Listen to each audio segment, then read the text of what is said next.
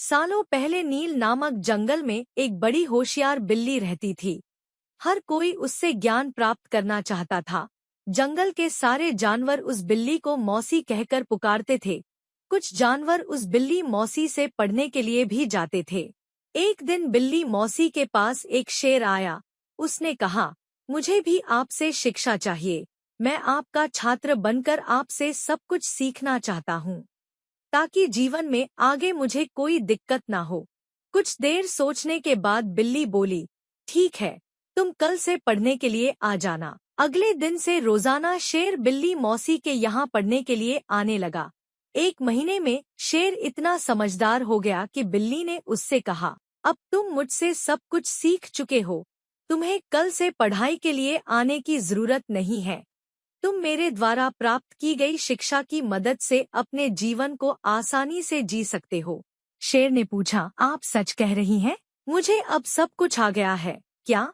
बिल्ली ने जवाब दिया, हाँ, मैं जो कुछ भी जानती थी मैंने सब कुछ तुम्हें सिखा दिया है। शेर ने दहाड़ते हुए कहा, चलो फिर क्यों ना आज इस विद्या को तुम पर ही आजमा कर देख लिया जाए। इससे मुझे पता चल जाएगा कि मुझे कितना ज्ञान मिला है। डर के मारे सहमी हुई बिल्ली मौसी ने कहा, बेवकूफ, मैं तुम्हारी गुरु हूँ।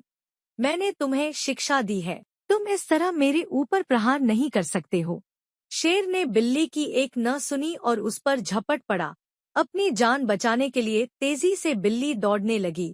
दौड़ते दौड़ते वह पेड़ पर चढ़ गई। बिल्ली को पेड़ पर चढ़ा हुआ देखकर शेर ने कहा, तुमने मुझे पेड़ पर चढ़ना नहीं सिखाया, तुमने मुझे पूरा ज्ञान नहीं दिया।